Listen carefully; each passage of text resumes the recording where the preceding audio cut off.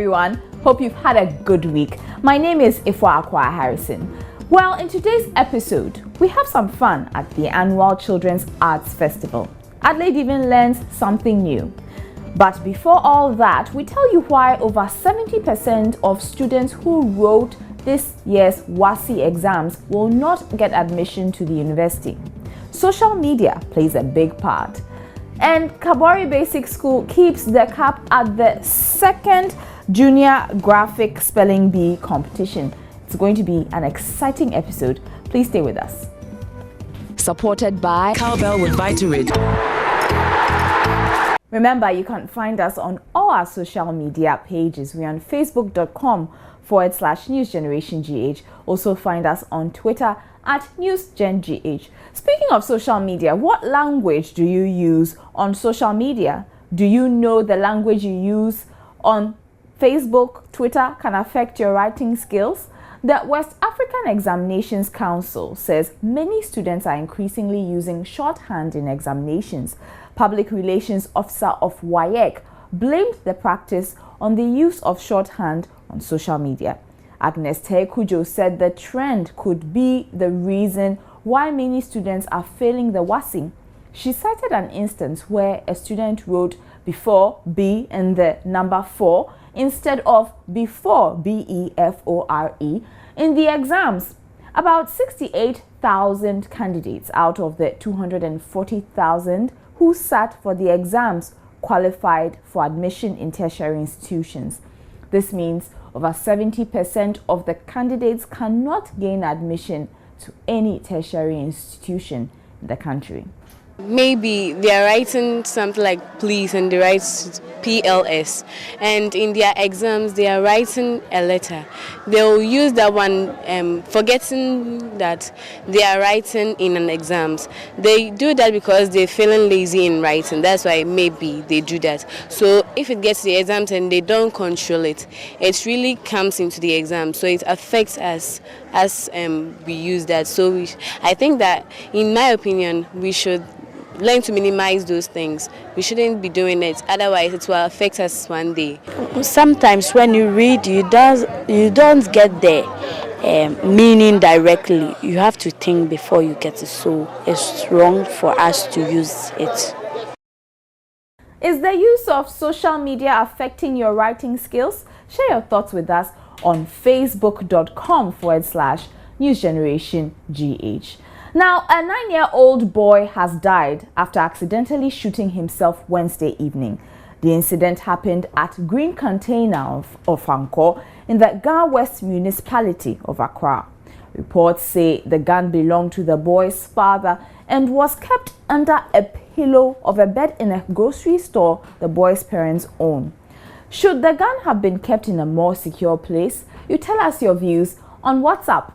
Tells me that the parents use gun, so now not like he uses it to kill people, but he uses it like to protect the house and all those stuff. It tells me that the parents are not supervising their children well. I think maybe there is challenges that he's facing at the house. He don't know how to do.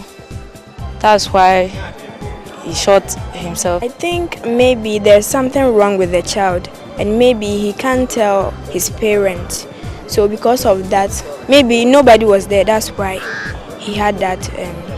He shot himself. I think maybe there's something worrying him, and he could not get out of that trouble. And maybe the parents too are not helping, and he's not getting advice from anybody. I think that's maybe the reason. Let's find out what else is making the rounds on the local news front.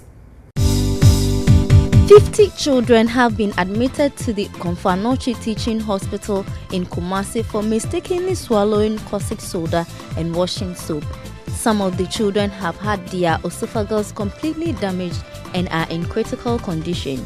Doctors at CAF say they will need almost 500,000 Ghana cedis to correct their injuries. Health authorities in the Ashanti region are worried the poor sanitation and hygienic conditions will hinder the fight against cholera there. The region has so far recorded 12 cases of cholera and 1 death. Deputy Regional Director in charge of Public Health, Dr. Joseph Odro, is therefore asking residents to support the authorities through communal labor and cleanup campaigns. The Kumasi Metropolis and Asante Achim Central Districts have reported 3 cases each. The Volta River Authority is hinting another power crisis if current levels of power wastage continue. VRA say up to 40% of total power generated in Ghana because of inefficient power used by consumers. The water level of the Akusumo Dam is reportedly reducing steadily. It is feared the condition would force a shutdown of the facility if conditions do not improve in 60 days.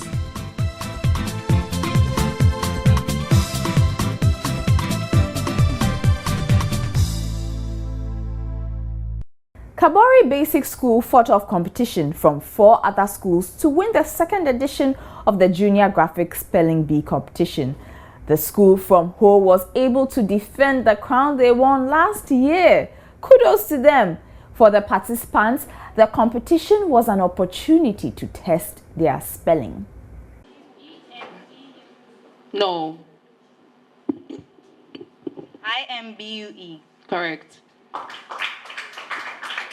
The final of the 2014 Junior Graphic Fan Club Spelling Competition saw 5 schools from different parts of Ghana test their spelling skills against each other. This was after they held off stiff competition from 60 other schools before making it to the grand finale. The schools were Kabori Basic School from Ho, Koforidua Wesley International, Kumasi T.I. Ahmedia Basic School, Tema SOS Herman Minor, and Perpetual Help in Accra. Right from the sound of the bell, the contestants made their intentions known that they were going to carry the day. HESAHEDRON. Correct. UNTY. Correct. INVIGORATE. Correct. The schools were evenly matched in the first 3 rounds of the competition. It was during the 4th and 5th rounds that Wesley International, T.I. Ahmedia, and Kabori Basic School broke free from the rest. But it was the defending champions from Ho who showed their championship abilities by coming from a point behind to get the edge on Wesley International to grab the title. The schools from Ho retained their crown with 68 points, a point ahead of Wesley International, who had 67 points. Kumasi T.I. Ahmedia Basic came 3rd with 60 points, and SOS Herman Minor and Perpetual Help scored 44 and 40 points respectively. FLORIPUNTE. Correct. Contestants from the top 3 schools received a tablet each and some textbooks for themselves and their schools. Aside winning the trophy at stake, Kabori Basic also took home a computer. Some contestants shared their experiences with News Generation. The trick was group work, teamwork, and God's grace. We asked for the meaning of the words, so that helped us to spell the words well. We look out to win it again and retain the cup. We're going to try our best and do a lot of things. We are going to read a lot of books to make sure that we become familiar with a lot of words. It's going to help us in our English, in writing essays and anything. Without the teamwork, most of us would have gotten it wrong, and it has taught me a lot that teamwork is really necessary when you are in competitions and wherever you go. We've been able to improve our vocabulary, and we think next year, by God's grace, we're going to take the trophy to Kumasi. When students are allowed to compete in such an expedition, then it means they are trying to improve upon our learning. Yaubedu Ayabuafo is the director of newspapers for Graphic Communications Group. I am particularly happy that nobody from Accra won. It's not that I wish them down, but at least we want to see that we are developing in a manner that wherever you are, you can demonstrate your capacity. So Kabori won. The Eastern region top, Ashanti region was third. And that is an indication of the fact that we are making some presence across the country.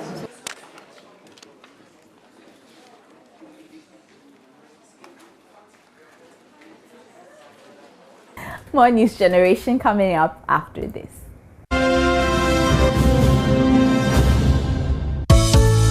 When your kids need it all, there's only one drink that's got it. Cowbell Chocomalt. It's got the delicious taste of chocolate, the nourishment of malt, the all-round goodness of milk, and sugar for energy, all in one sachet. All I add is water, hot or cold. Now, that's real value. And that's real teamwork. Cowbell Chocomalt, 4-in-1 value with a great new taste.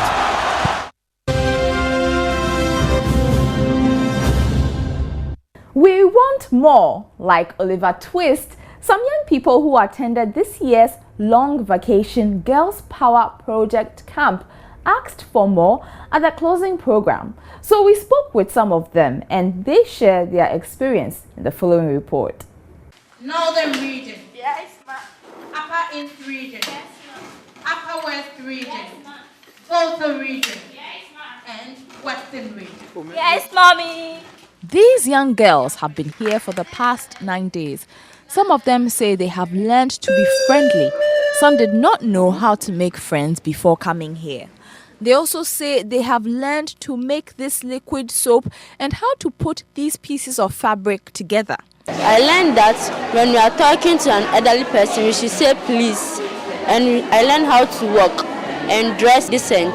I have gotten to know that a girl child should build her own self-esteem. Some of the things that I've learned is like most especially on soap making and the jewelry making. First, you pour the base in a bucket. You add salt to it. You stir it at one direction. You stir it to its light. After that, you add the sorghum to it. If you add, then you stir it. You'll be adding water to it. It has made me strong in a way that it has built my confidence.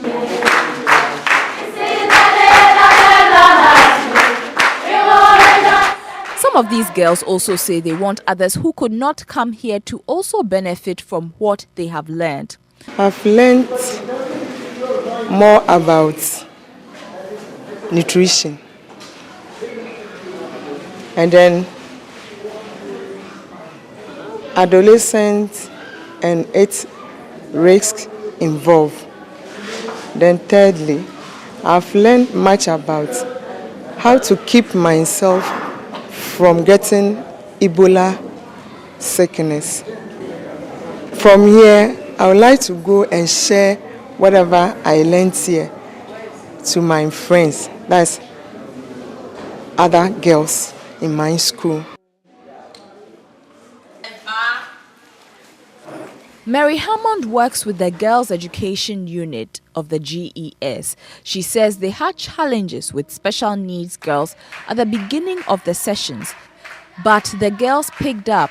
Generally, I must say it's been successful. It's been quite successful, but of course not without few challenges. For instance, you know those with the special needs, the blind and then the deaf, the dumb. They needed very special attention. Of course, they came with their chaperones, yes, but then they weren't able to catch up as fast as those in the normal stream. Those were just among the few challenges we had. More especially because the environment is quite new to them, see. But after the period, at the end of the 10th day here, some of them are able to move out freely and they're able to just mix up with the other children. These girls, after their stay here, they are supposed to move out into their communities. It may not just be within that area, it could be further, and then share the ideas, whatever they have gained here, share it with the colleagues there, the other girls there. That's why we launched this Because I Am a Girl campaign. Country Director of Plan Ghana says his outfit is planning to extend this Girls Power Project camp beyond Accra to all regional capitals in a bid to reach most girls in the country. Many more such initiatives will be in place in the coming months and years. Generally we do when the schools are closed. But objective is we organize 2 camps happening at the same time, one here in Accra and one in Kumasi, same time. We want to have more camps probably in every region next time. At the same time, in every regional capital. For what they are doing for girls' education in our region, Plan Ghana Improve. These girls, who are now able to speak in public, appealed for more programs and educational facilities, including computer laboratories and boarding facilities, especially for their colleagues in rural areas.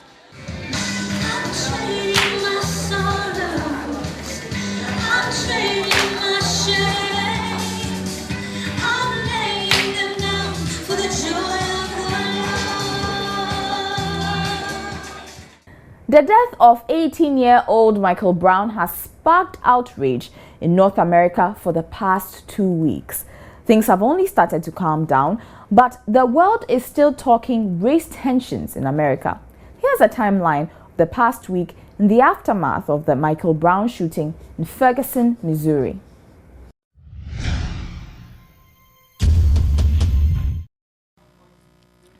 Monday, August 18th, National Guard is sent to the town of Ferguson as protests escalate over the police shooting of unarmed black teenager Michael Brown. Governor Jay Nixon signs an order to help restore peace and order and offers apology to Brown's parents. An independent autopsy has found Michael Brown, 18, was shot by a Ferguson police officer 6 times, including twice in the head. Support also increases for Officer Darren Wilson, the Ferguson police officer who shot teenager Brown. Tuesday, August 19th, police officers shoot and kill a 23-year-old man in St. Louis, Missouri. A video recording showed the man holding a knife and walking towards the police officers. Wednesday, August 20th, protests continue in Ferguson, Missouri, but much calmer state of affairs. Wednesday night protests reported to be relatively peaceful with few arrests. Protests also take place in City of New York. Thursday, August 21st, Missouri Governor Jay Nixon orders the National Guard to withdraw from the St. Louis suburb. Friday, August 22nd, for the second week, a school district in Ferguson, Missouri has cancelled classes to keep students and parents secure. And there remains widespread anger against the mainly white police force in Ferguson for killing Michael Brown. Brown's family say his funeral will take place on Monday. Let's take a quick trip around the world in international news. 2 Americans who were infected with Ebola in Liberia have been discharged from hospital. The 2 were brought to the US for treatment 3 weeks ago. Both Dr. Brantley and Mrs. Britball received an experimental treatment known as Z-MAP. The drug, which has only been made in extremely limited quantities, had never been tested on humans. It still remains unclear if it is responsible for their recovery. Rescuers are combing through the site of a landslide triggered on Wednesday by torrential rain in parts of Japan. At least 39 people are known to have died in Hiroshima, and rescue teams are working hard to find more survivors. The landslides happened in a residential area near a mountain on the outskirts of the city. The cast of popular South African soap opera Generations has been sacked. This is after they went on strike over pay and contracts. The show's 16 actors were fired after refusing calls to return to work at studios in Johannesburg. The program will continue to air until October. Producers have indicated new actors will be recruited. Generations follows black middle-class characters working in advertising.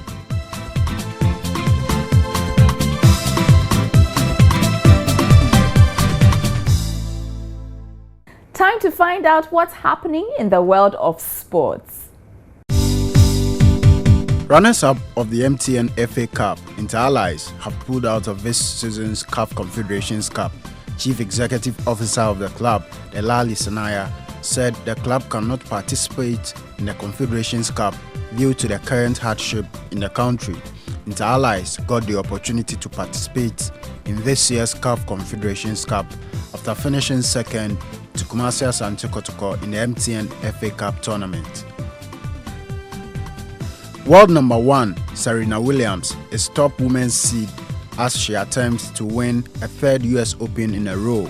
The US Open is Serena's last hope of winning a Grand Slam this year after she failed to reach the last 8 of this year's 3 majors. French Open runner-up Simona Halep is seeded second, while Wimbledon champion Petra Kvitova is seeded third. AC Milan star Mario Balotelli is heading to England for medicals as talks continue over his possible move to Anfield. The 24-year-old is set to earn £150,000 a week from Liverpool. Liverpool are said to have sought assurances from Balotelli on his readiness to be committed and disciplined off the pitch.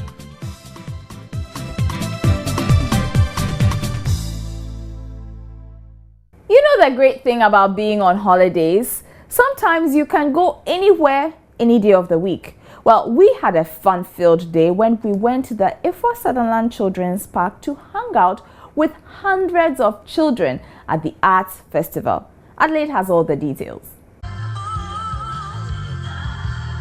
This is the Children's Art Festival. Hundreds of children showed up at the Ifo Sutherland Park in Accra to learn and have fun.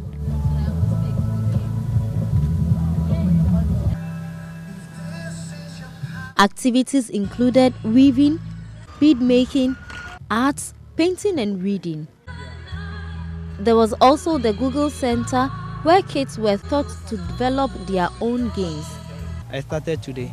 I've learned how to move on creating a computer program. It's nice, it's interesting. I urge them to associate themselves to groups that will encourage them to learn more. The Arts Festival also saw a lot of talented children turn t-shirts into bags.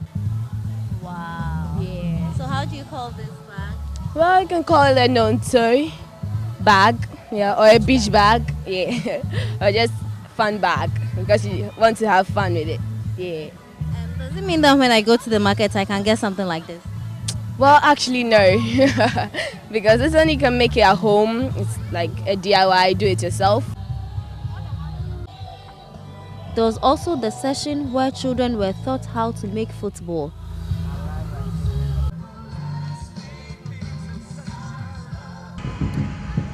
Lily Kuzo is a founder of the Devio Children's Arts Center. Many children are not exposed to creative arts activities, and as a result we have a lot of children who are not thinking critically, who are not really learning how to solve problems from day one. So they grow up and then sometimes, especially where they are not even able to complete their education, they do things that, is detrimental to their health and then to their well-being. And so with this concept, we believe that children can be able to gain skills that they can take back into their classroom, into the subjects they study in school, and also have skills they can fall on in case the educational system even fails them. The program seeks to bring children together to inspire their creativity and also encourage parents to appreciate art. We are encouraging children to recycle, we are encouraging them to be creative, and that is why we're running this event and also our project as a Devio Art Center. Ceramic mixture. There was also the freestyle session where people were allowed to be just creative. So I tried my hands on something. This is what I've come up with. I don't really know, but this is what I also tried my hand on at the freestyle session. So next time you hear of the Arts Festival for kids, make sure you tell mommy and daddy to bring you here. And that's it for News Generation this week. Hope you enjoyed the stories. Remember, you can always send your comments through on facebook.com facebook.com/newsgenerationgh. Also find us on Twitter at newsgengh. Until next time, have a good rest of the weekend. Supported by Cowbell with Vitarid.